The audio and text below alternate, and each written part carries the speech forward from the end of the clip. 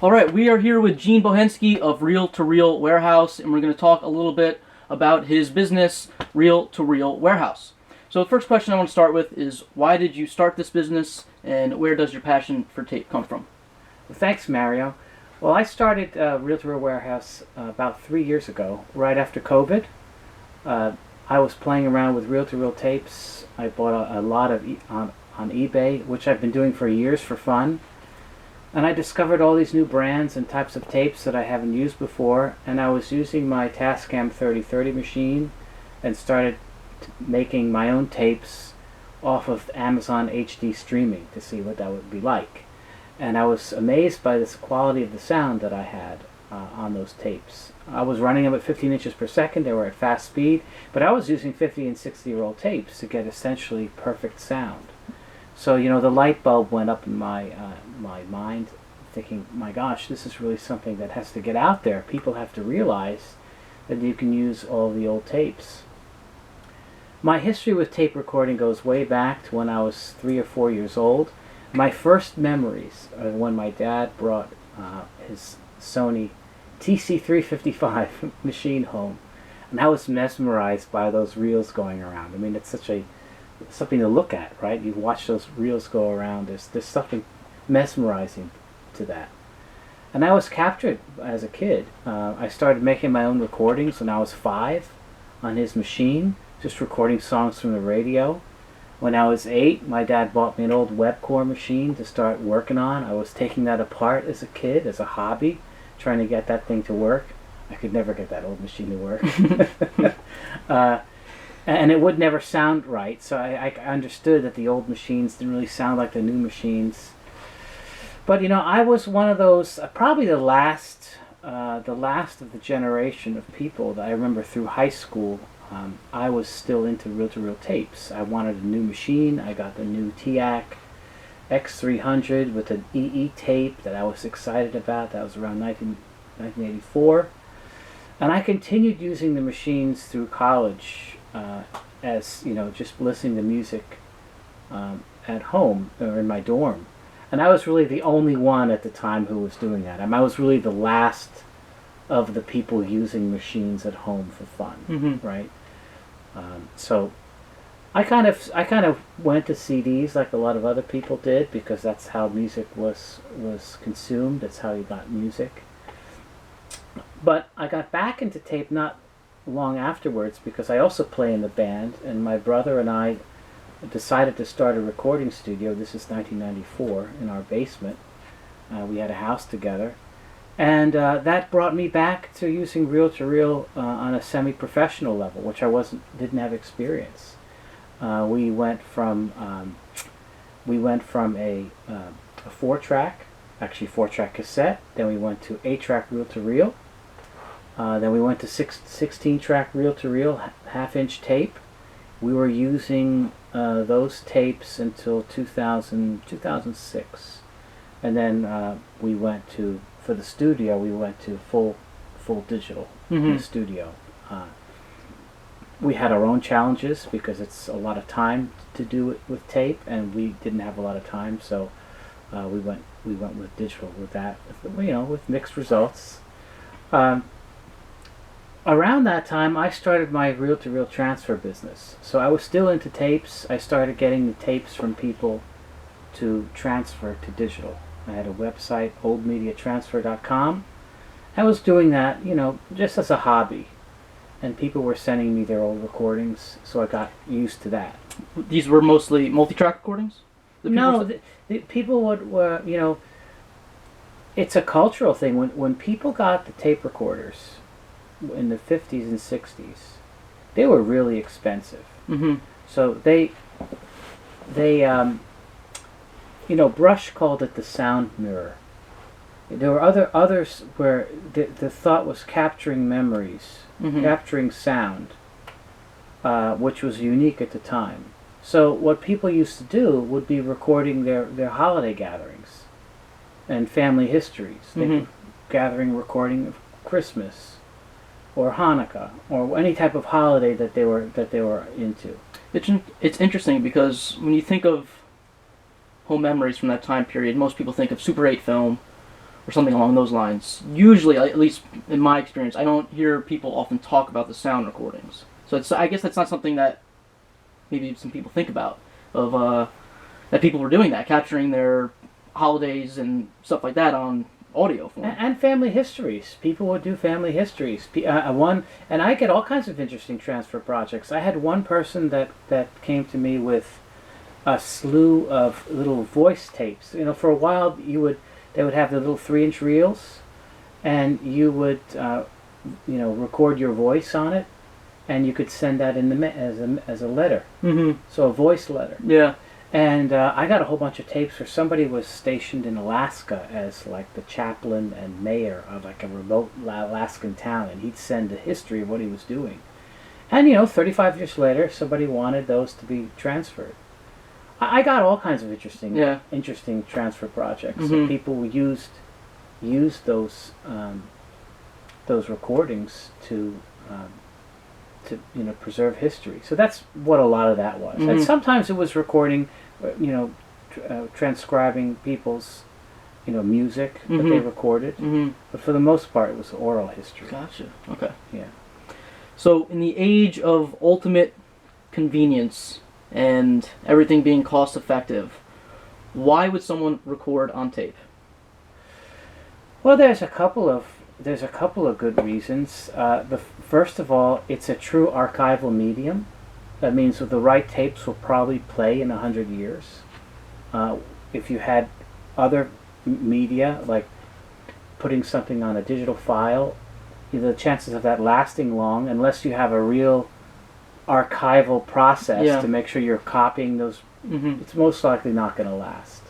Or you have your things on your phone, and then your phone dies, and then everything goes with your phone. How many people has that happened to? Yeah. The other thing is the sound.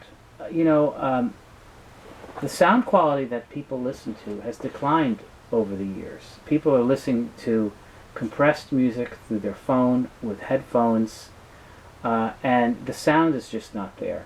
The old analog recordings had a real depth to the sound, a real sound stage, particularly when you're recording analog instruments, like when you're recording vocals or jazz instruments or bands. The sound was just very pleasurable to the ear. First they used tube equipment, then later electronic equipment. There's something about the process of transferring sound, through the tape heads, and have that through magnetism, magnetizing the tape. There's something through that process that makes the sound better to the human ear. Mm-hmm. It's not really explainable, but I've done this myself. We've actually done mastering where we've recorded digitally, and then we put the sound out of the computer through 2 preamplifiers and then record them on an analog tape, and it's a more pleasurable, more nicer sound than the original digital. Yeah. Of course, all the technologists, all the engineers, when they look at the curves and the frequency response curves and the signal to noise ratio measurements, it's obvious that you can't compete with digital on raw numbers. Yeah. But that's not the same as actually what it sounds like. So the sound is awesome, and the sound is at the end of the tape, the best tapes have a near perfect sound, as you find yourself. Yeah. You don't get a noticeable degradation from your hearing from when you're reproducing with tape. It sounds pretty much perfect. So I forget what the name of the curves are that I'm about to talk about, but I'll put the name on the screen. But human hearing, it doesn't react like in a digital mean. It doesn't look at all frequencies at the same decibel level. The lower frequencies, you need more energy for the human ears to. Right. So like when people compare like the digital representation of sound, sure, maybe to a computer it sounds great, but to the human ear, that's not how we experience sound. So what you're saying with analog tape, kind of shaping the sound to be more pleasing to the ears, well, that makes perfect sense. I think you got to hear it for yourself, and I've done enough A/B testing. Like I have old tapes from the 50s. I I have this old Jackie Gleason tape, Velvet Brass, which was brought out in 1957. Mm-hmm. And an old 2-track inline head recording. You put that on, and then you put the CD version of those tracks remastered, and you ask people what sounds better, what sounds more pleasing to your ear. They'll always pick the tape. Mm-hmm. Right? It's just something about that sound stage. It doesn't sound so metallic. It has this warm, pleasing sound. Another thing that I think people get tripped up on, and I admit I myself was ignorant on the facts at first, but when people think of, let's just say, 1950s song, and they think of the sonic capabilities, they're thinking of certain playback medium restrictions on the sonic abilities. Whether you're listening to it on a 78 record or a vinyl record, the frequency spectrum is diminished, and they kind of forget the fact that the actual source material, the actual tape it was recorded on, sounds fantastic. It can't be beat. And a lot of artists that not remasters, but the re-releases of some of the albums that are put out, they're not actually from the old tapes anymore, because old tapes have been lost for years. They're actually rips of old 78s or different pressings, so I think a lot of people get confused and think old recordings, bad fidelity. And that's not the case at all. If you have the actual source tape material, it's fantastic. Sonic reproduction. Yeah, for the most part in the studios, when they were running the first generation of tapes that were made, and we'll go over the different generations later, they were being run at 15 inches per second, either as a full track mono or dual track stereo. Now, when you're putting the tape across your head at that speed, first of all, you have a lot of surface area, right? So one aspect of that is that any mechanical issues with the tape, you don't really hear as much if you have any kind of flaw in the tape. At 15 inches per second, you really can't hear a splice like you would at a slower speed. So splicing becomes possible. And you pretty much had a full frequency range in the early 50s when you had studio recordings made at that speed. I mean, I have a bunch of original session tapes of this famous. I don't own them, but I've worked with the original session tapes from Paul Wittgenstein's left-handed piano recording. He actually rented out Carnegie Hall in 1956, and he rented the best equipment at the time, and they were all old audio tapes from 1956, 15 inches per second, and those tapes sound fantastic. I mean, they sound like they were recorded yesterday. And so that professionally, the access to have near perfect recording was there in the early 50s, if not before that.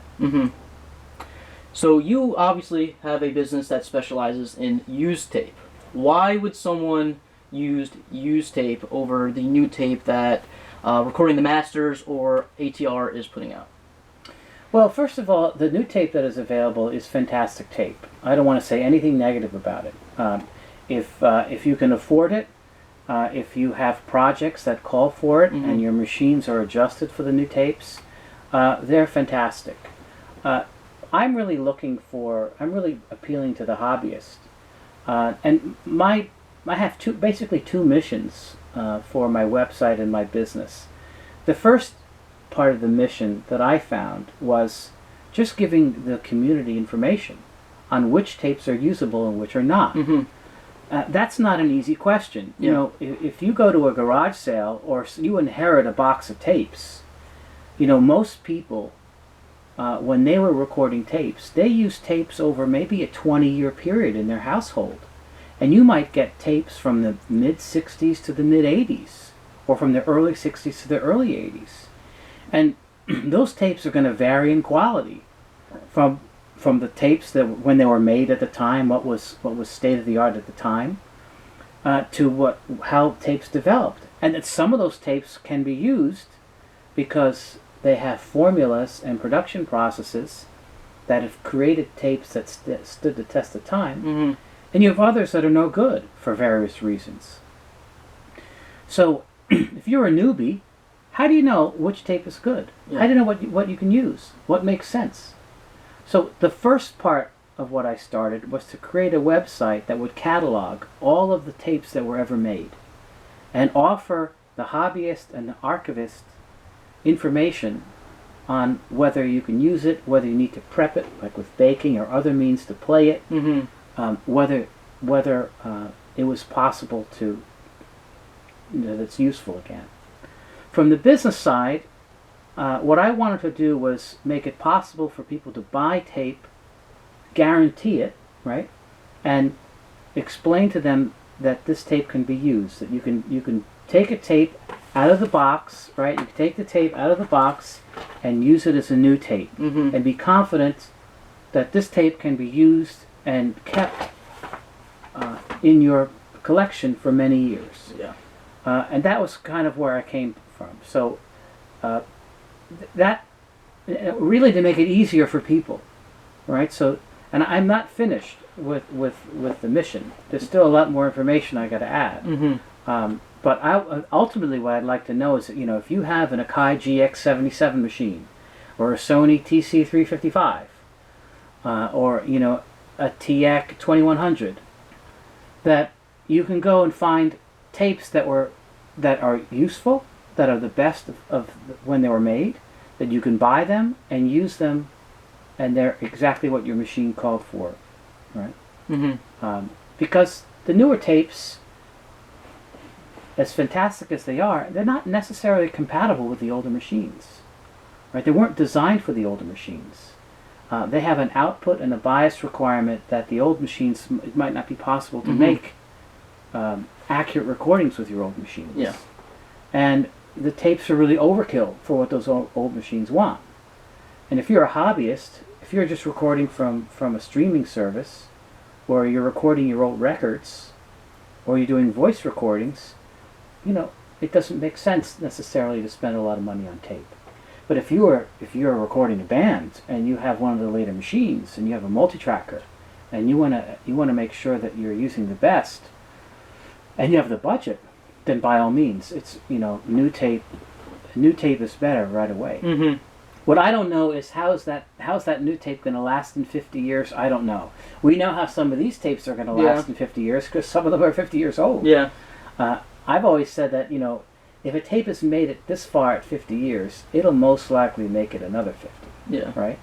A new tape that was newly developed, you have no idea what chemicals they're using, what binders they're using, what lubricants they're using, whether they've done the testing to make sure that those tapes will last 50 years. Yeah. Right?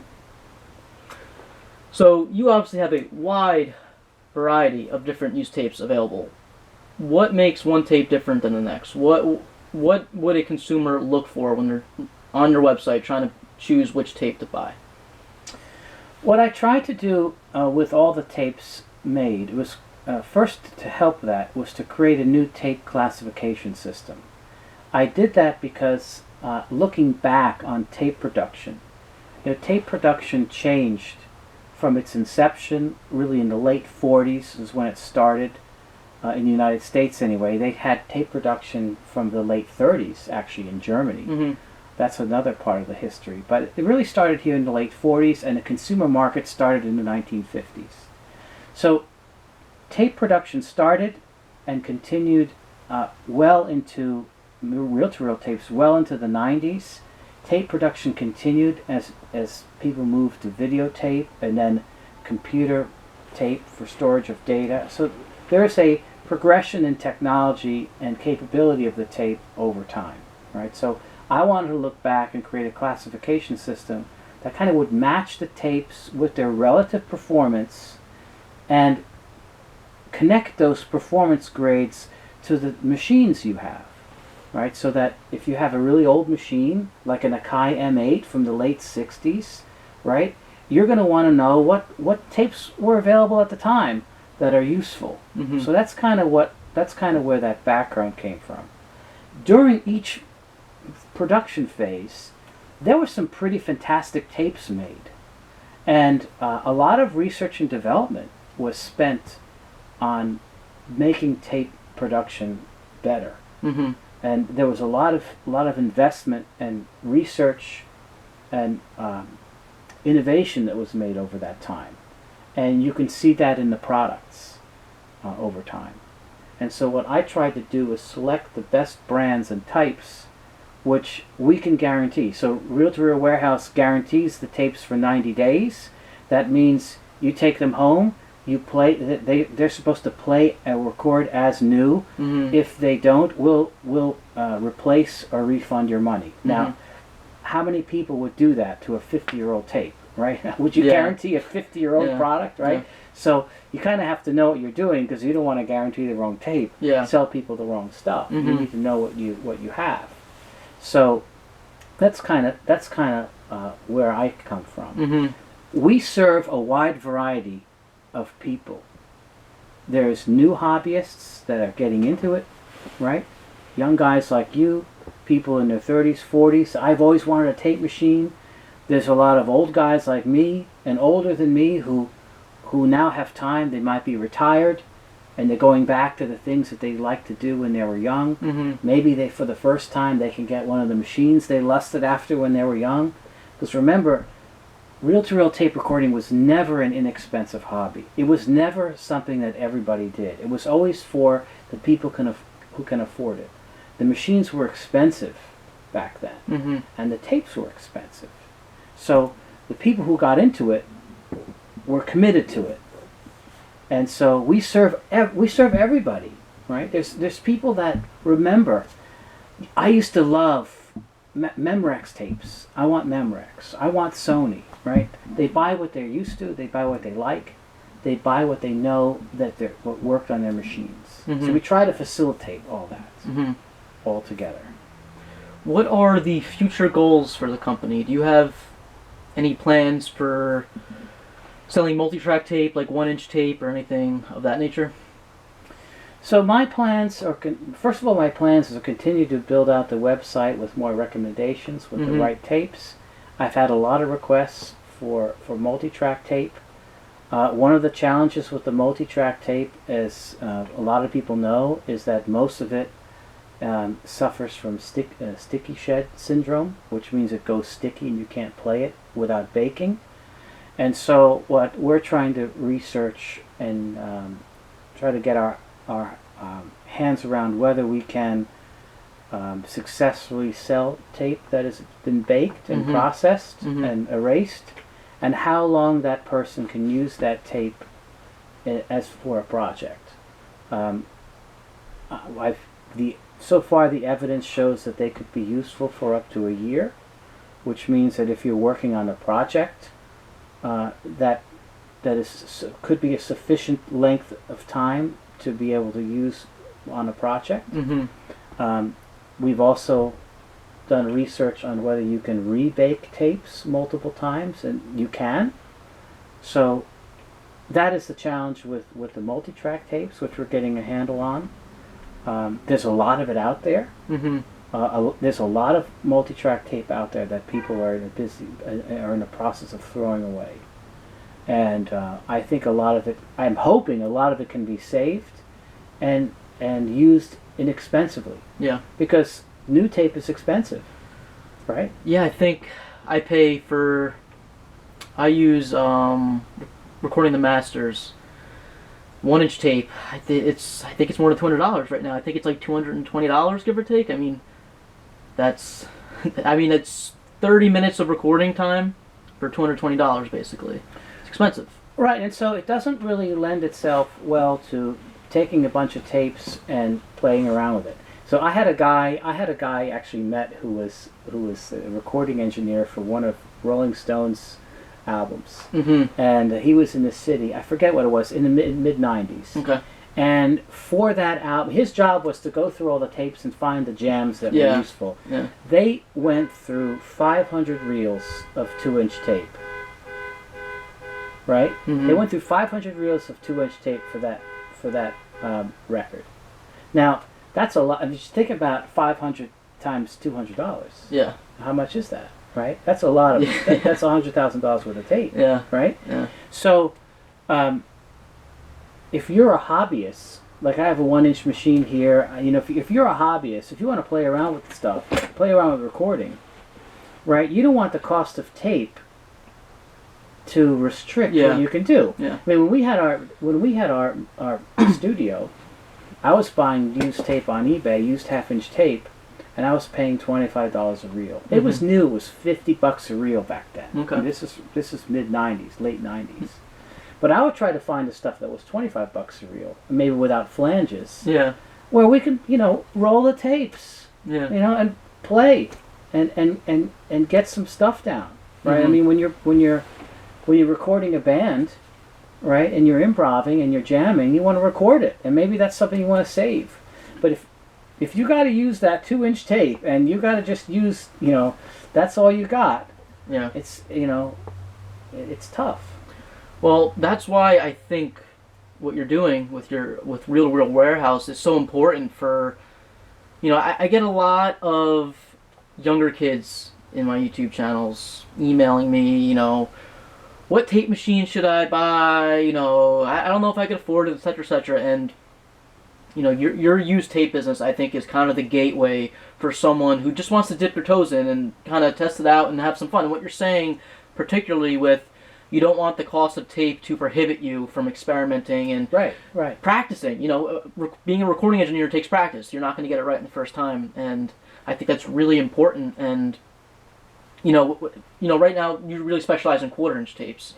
I recommend, if you're someone watching who is younger or any age really, who just hasn't been in the tape recording world or realm before, get a 1/4-inch tape and just do your mix downs. Even if you're recording on a computer, just mix it down on that. And I don't like to tell people it's going to be the magic potion to make your mixes pop and sound analog, or what people say, but to me it's more about the process, the fun of it, the feeling of it, putting the tape on. It's everything combined. Right. It's a very tactile experience. Yes. Right. Yes. So that's why I wanted to talk to you today and really give this business as much exposure as possible, and hopefully get some new customers for you that are watching this video. Great. Well, we want to expand, and we do have some 1/2-inch tape that I have that's baked. I have some of that available. We end up always having some. Some of it comes in. I'm looking to expand that. People want to get rid of it. Don't know what to do with it. So we make it available, and we make it available at a very reasonable price. Yeah. Basically. The empty reels are alone now worth $30. So I sell the tape for maybe $38, right? Yeah. So, I want to make sure that I sell it for as good a price as possible, so people can buy it, people can use it. To make sure it keeps the hobby alive. It keeps the people into it. If at $100 a tape or $150 a tape, yes. Though companies making that tape, that's what it costs to make. I mean, I'm not faulting them for the pricing being high. It's going to cost that much. So, but unfortunately, that high cost prohibits, widespread adoption because it's just so expensive. Yeah, I mean, something that I've certainly learned from you the past couple times we've spoken is that you're really passionate about this stuff. You're not in it to make a big buck, and the prices on your website reflect that. You're selling stuff for a reasonable amount, and you're not looking to overcharge people or anything like that. And when people go on your website, it's going to be obvious, because if anyone has been interested in buying used tapes and you went on eBay, you know that the prices people can ask for it are ridiculous sometimes. Yeah, and we try to keep the prices at or slightly below the market price. We always add to the fact that we guarantee them. If they don't work or there's a problem, we replace them. We're pretty good at making sure we're only selling stuff that's good, right? We try. We don't want to sell any tape that's been spliced. Yeah. We want to make sure that the right tape goes with the box. A lot of people didn't. When people were using tape, there was all kinds of users. A lot of people didn't put the right tape in the right box. I mean, you can get something, and it's not what you think it is. So we make sure that the right tape is in the right box. If we don't know the tape, we don't sell it. Right? There's some Sometimes we get thrown for a loop, and tape comes in, and we don't know who made it. Yeah. Particularly stuff in the late 60s and 70s. There were some manufacturers that changed formulations, and I'm not up on every single thing that was done in the late 60s. Yeah. That was really, really long time ago. But for the most part, all the later formulations are pretty much easily identifiable. Yeah. And we make sure that, you get, if you want a Maxell UD, you get a UD. And the right UD is in the box according to with Maxell it's even more challenging because, they have specific generations, and they changed the leader tape color for the formula and the generation, and you have to make sure you match the right formula to the box. Yeah. Right? You can't just put an old UD in a new box. Yeah, but if anyone knows anything about tape heads, is that they're very pedantic and want everything to be exactly right. And because their machines are a lot, they're very specific because the machines are specific to those tapes. If they have experience, everybody comes into it with their experience, which is at a specific time in history. Right? I can't explain this so let me explain it in this way. If you got into tape in 1974, you're going to go down to the audio stores or the department stores, and you're going to buy the tape that's available that year. Yeah.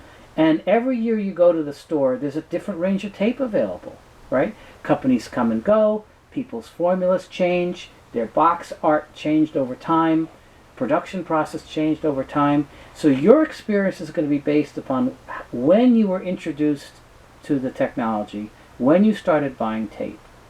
At the time, in 1974, you couldn't buy tapes that were made in 1964. Yeah. Maybe you can find them in the garage sale, but for the most part, anybody who was into the hobby, their tapes were their most treasured, possessions because they were so expensive. They didn't just sell that. They didn't just put that stuff in a garage sale, and people in general didn't sell that stuff used. Yeah. So where would you find the tapes from 5 or 10 years ago? You wouldn't, right? Yeah. You wouldn't. At any given time, it wasn't like today where you can go to eBay and buy something from any. I mean, that just didn't exist, right? So how would you find it? How would you even know the history? It wasn't written anywhere, right? It's only now that everything is available, and people are getting rid of their stuff in large lots when their grandparents or their parents pass away, or they want to sell what they have. Then you get these large lots of tapes and kind of figure out and do some forensic research to figure out what was there. I mean, that is a really great luxury that you have such a wide variety and you have a steady stock that if people want their favorite brand of tape and favorite line of tape, that they can do just that. I mean, that's a big accomplishment that you've been able to do that. We're trying. We have, as part of this, sourcing the tape is the biggest challenge. Finding sources of large lots of tape. I buy small lots, but it takes a lot of time. You can buy 20 here, 30 there. What I like is to buy 500-600 at a time. I have one source in Japan that sends me 2 pallets every month, and I get a wide range of tape from them. In fact, we just got a pallet in, and you can see if you could, on the shelf is a lot of the interesting stuff that I get from Japan. I have a source in Germany. I've gotten pallets of tapes from one of my friends that sources tapes over there. I've gotten some from Canada, large lots from Canada, of course all over the U.S. I've even gotten a couple of lots from UK. So, each country had its own market and its own idiosyncrasies, right? So, the Germans, for example, they like double play tapes. And so most of the people bought double play tape, which is a little thinner. And they made double play tapes different in Germany than they did in America. Double play tapes here were thinner. So there's weird idiosyncrasies, and we didn't really buy a lot of them, right?